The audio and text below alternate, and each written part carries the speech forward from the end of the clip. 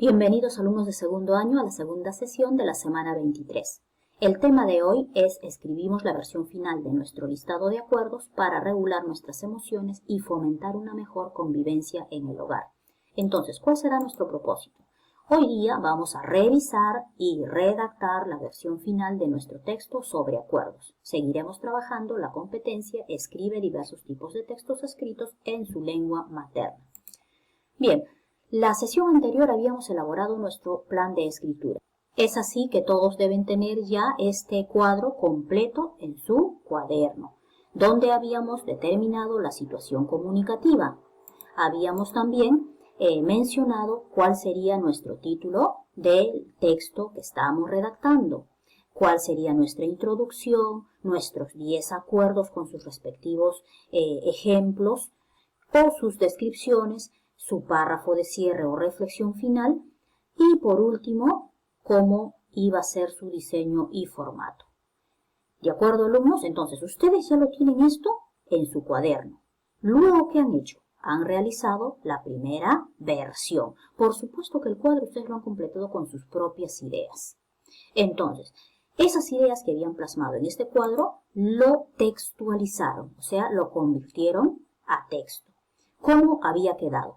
Cuenta con un título, con el párrafo de presentación o introducción, sus 10 consejos o 10 acuerdos con sus respectivos ejemplos y finalmente su párrafo de cierre o reflexión.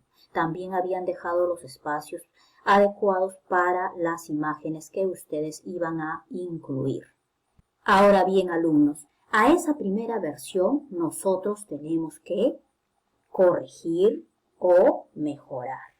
Bien, ¿cómo lo vamos a hacer? Nos vamos a guiar de este cuadro con los criterios para la revisión del texto instructivo.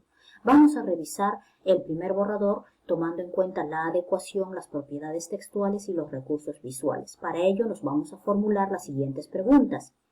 ¿Las ideas que desarrollo a lo largo de mi texto se adecúan al propósito planteado en mi planificación? Tienen que fijarse en su ficha de planificación, o sea, en el cuadro.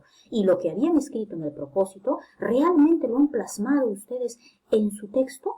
¿En el contenido de su texto? ¿Están ofreciendo un listado de acuerdos para autorregular nuestras emociones y comunicarnos mejor en nuestra convivencia en el hogar? Si es que ese fue su propósito y realmente es lo que refleja su texto, pues está bien. Seguimos avanzando. ¿He tomado en cuenta a mi destinatario y el registro en mi proceso de redacción? ¿Lo tomé en cuenta? ¿Me fijé en sus características? ¿A quién me estoy dirigiendo? ¿A un público adolescente? Entonces, ¿cómo debe ser mi registro? Mi registro debe ser informal, coloquial. Lo debo considerar y si no, alumnos, tratar de mejorarlo. Las propiedades textuales. Mi texto no presenta digresiones. Esto quiere decir que no te haya salido del tema. Tu texto no debe tener repeticiones, no debe tener redundancia. Para ese caso, alumnos deben emplear sinónimos, términos similares o también suprimir algunas expresiones.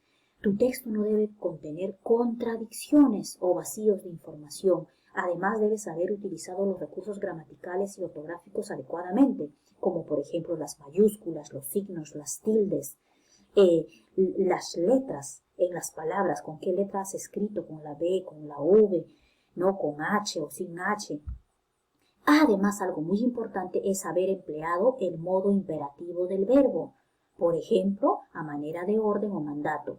Pasa tiempo en familia, brinda oportunidades para el diálogo, reparte equitativamente las funciones.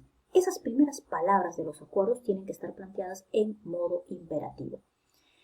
Después tiene que ser claro, preciso, breve, porque una característica de los textos instructivos es precisamente eso. Recursos visuales. Aquí nos vamos a fijar en las imágenes que van a acompañar nuestro texto o que hemos seleccionado. ¿Realmente estoy empleando esos recursos visuales y las estoy organizando de forma tal que contribuya al propósito de mi texto? ¿Estoy tomando en cuenta las características de mi texto? Entonces, ¿cómo vas a colocar las imágenes? ¿Dónde las vas a colocar? ¿Qué imágenes van a ser? Toma en cuenta siempre cuál es tu tema, de qué estamos hablando en este texto instructivo.